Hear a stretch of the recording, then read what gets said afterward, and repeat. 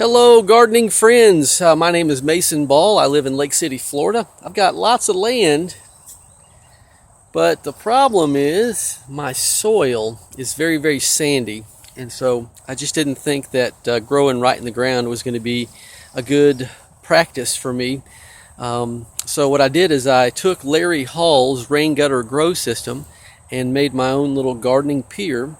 I've got my posts set or sunk just real lightly in the ground, I think about 2 feet, and then I got them cemented in, and then I built or put these boards on end, and you'll notice here I got it almost too far for the boards to touch. I thought that I wanted to cut the boards in half at 4 feet, but anyway, it just didn't work so well. I wish I'd have left them at 8 feet and had them sticking out beyond the posts where I could have had another place for another row. Right now I've got 3 rows of this 4-inch PVC pipe, and I painted it with brown spray paint to try to keep the algae down inside. And here I've got my little float valve is inside there, and it's hooked to some PEX that I ran in the ground, and then I've got it going over to my well to keep everything watered.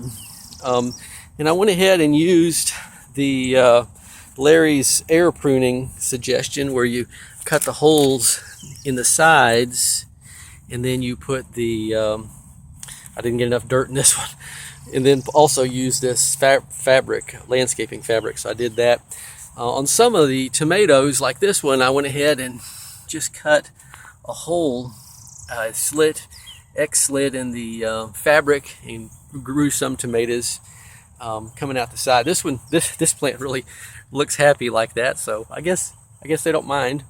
I've got a lot of extra holes, and the problem I was getting is algae was building up, so I had to put my other plant starts on top of there to cover all of the holes so they don't get so much algae in there.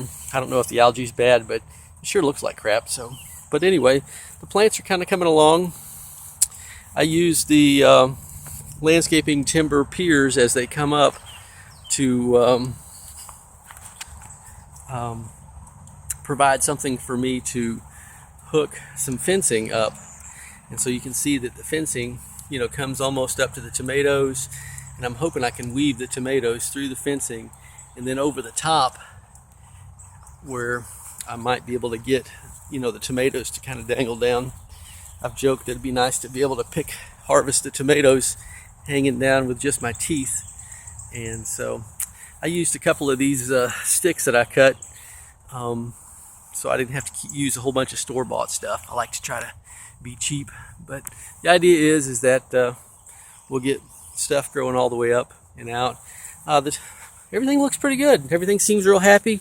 But it hadn't been but I guess a month or so, if that, for things to work out. The store-bought tomatoes are really big and nice so far, but the ones that I started, I think this is a beefsteak, not real big just yet.